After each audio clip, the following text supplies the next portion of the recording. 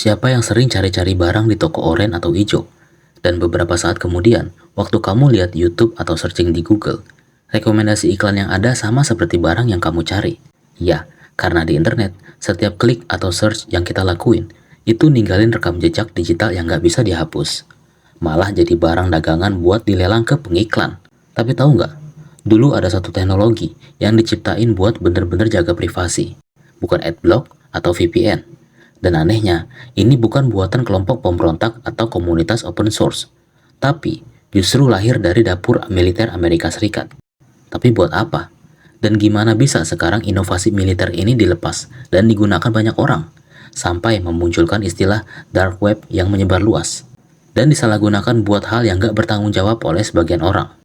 Nah, sejarah itu yang bakal kita bahas pada video kali ini.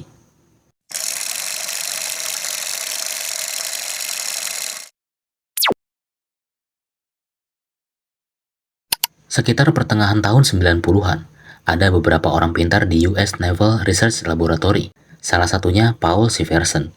Masalah mereka itu sebenarnya klasik buat orang intelijen. Gimana caranya agen rahasia Amerika di luar negeri bisa kirim laporan tanpa ketahuan posisinya?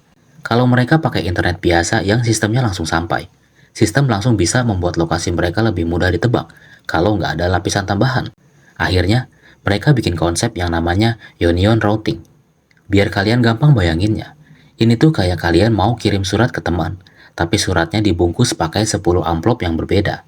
Di setiap amplop, cuma ada instruksi buat kurir kirim ke alamat X. Nah, si kurir di alamat X itu cuma bisa buka satu amplop paling luar. Terus, di dalamnya ada instruksi lagi yang buat dikirim ke alamat Y. Dia nggak tahu siapa yang kirim pertama kali, dan dia nggak tahu apa isi surat di dalam amplop paling terakhir. Setiap titik atau not di tengah jalan cuma tahu satu langkah sebelum dan satu langkah sesudahnya. Tapi di sini masalahnya muncul. Pihak militer sadar kalau cuma agen mereka yang pakai sistem amplop berlapis ini.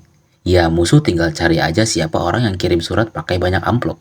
Ibaratnya, kalau kalian pakai topeng sendirian di tengah pasar, kalian justru jadi pusat perhatian. Satu-satunya cara supaya agen ini bisa sembunyi dengan aman adalah dengan mengajak semua orang termasuk saya, kalian, dan masyarakat sipil lainnya buat ikut pakai topeng yang sama. Nah, dari sinilah ide buat ngelepas teknologi ini ke publik muncul. Apa yang bakal terjadi kalau alat militer sekuat ini tiba-tiba bisa diakses sama siapa aja tanpa syarat? Di awal tahun 2000-an, proyek ini akhirnya benar-benar dilepas ke publik. Namanya berubah jadi Tor, singkatan dari The Union Router. Pengelolanya pun bukan lagi militer secara langsung, tapi sebuah organisasi nirlaba namanya The Tor Project. Mereka bikin browser yang tampilannya mirip banget sama browser yang kalian pakai sehari-hari. Tapi di dalamnya ada mesin rahasia yang bikin jalur kalian jadi muter-muter tadi. Militer Amerika Serikat yang biasanya sangat menjaga rahasia mereka, malah mendanai teknologi yang bisa dipakai siapa aja buat nyembunyiin identitas. Kenapa? Ya balik lagi ke logika topeng tadi. Supaya agen rahasia mereka aman di tengah kerumunan. Mereka butuh kerumunan itu ada. Jadi, mereka butuh aktivis, mahasiswa, jurnalis, atau bahkan orang biasa kayak kita buat ikut pakai Tor. Semakin banyak orang yang pakai, semakin ramai jalurnya, jadi semakin mustahil buat agen-agen itu ketahuan. Tapi disinilah letak dilemanya. Mereka lupa satu hal, kalau orang baik bisa bebas masuk tanpa identitas, ya orang jahat juga bisa. Pemerintah dan para peneliti ini sepertinya sadar betul akan resiko itu. Tapi mereka nggak punya pilihan lain. Kalau mau sistemnya tetap jalan. Dan, bener aja, begitu pintu gerbangnya dibuka lebar, penduduk baru mulai berdatangan. Internet bukan lagi cuma soal apa yang bisa kita lihat di Google, tapi soal apa yang sengaja kita sembunyiin di balik lapisan-lapisan bawang tadi.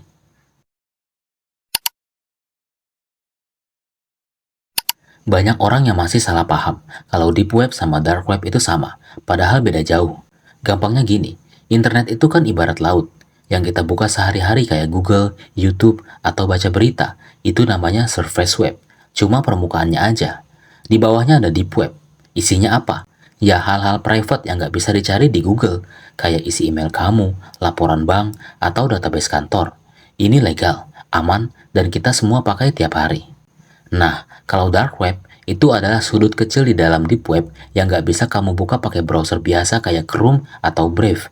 Kamu butuh kunci khusus, dan salah satu kuncinya ya Tor browser tadi. Karena Tor itu bikin penggunanya nggak kelacak. Akhirnya muncullah website-website yang alamatnya aneh-aneh. Dan ujungnya pun bukan .com, tapi .union. Isinya nggak kedaftar di mesin pencari manapun. Makanya, nggak heran kalau belakangan kita sering dengar berita 58 juta data mahasiswa bocor, atau hacker kayak Bjorka yang jual data pribadi kita di forum rahasia. Disinilah privasi yang tadinya buat ngelindungin agen rahasia atau aktivis, mulai ketemu sama sisi liar manusia yang nggak terkontrol. Pintu rahasia yang tadinya buat keamanan, pelan-pelan berubah jadi pasar gelap digital yang paling dicari polisi sedunia. Sekitar tahun 2011, muncullah sebuah website namanya Silk Road. Bayangin ini kayak Amazon atau Tokopedia, tapi isinya barang-barang yang nggak bakal mungkin kamu temuin di toko online biasa. Situs ini jadi simbol gimana teknologi anonim bisa digunakan buat aktivitas di area abu-abu hukum. Pendirinya yang pakai nama samaran Dread Pirate Roberts punya visi kalau pemerintah nggak boleh ngatur apa yang orang mau beli atau jual. Tapi, ujung-ujungnya ini jadi magnet buat kriminal kelas kakap. FBI akhirnya turun tangan. Mereka pusing 7 keliling nyari servernya di mana, karena sistem lapis bawang tadi benar-benar bekerja maksimal. Tapi akhirnya situs itu ditutup, dan pendirinya ketangkap di sebuah perpustakaan umum. Tapi, disinilah letak dilema moralnya. Teknologi Tor itu sendiri sebenarnya netral. Dia itu cuma alat, sama kayak pisau. Bisa dipakai koki buat masak masakan enak, atau bisa dipakai orang jahat buat nyelakain orang lain. Bayangin kamu tinggal di negara yang katanya demokratis dan menjamin kebebasan warga negaranya dalam berpendapat, bahkan diatur dalam undang-undang dasarnya. Tapi baru kritik sedikit aja dibungkam. Malah besoknya ada orang yang ketuk pintu rumah kamu buat nangkep kamu. Nah, buat orang-orang yang tinggal di negara itu, di sana, bukan di sini. Tor itu bukan tempat buat nyari barang ilegal. Tor itu adalah nafas. Misalnya kayak para jurnalis investigasi yang pakai Tor buat nerima bocoran dokumen rahasia tanpa bikin narasumbernya dalam bahaya.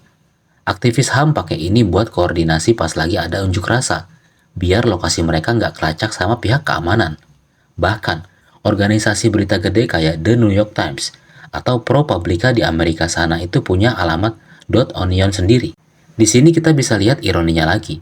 Di satu sisi dia ngasih perlindungan buat penjahat, tapi di sisi lain, dia jadi satu-satunya pelindung buat orang-orang yang pengen bebas bicara.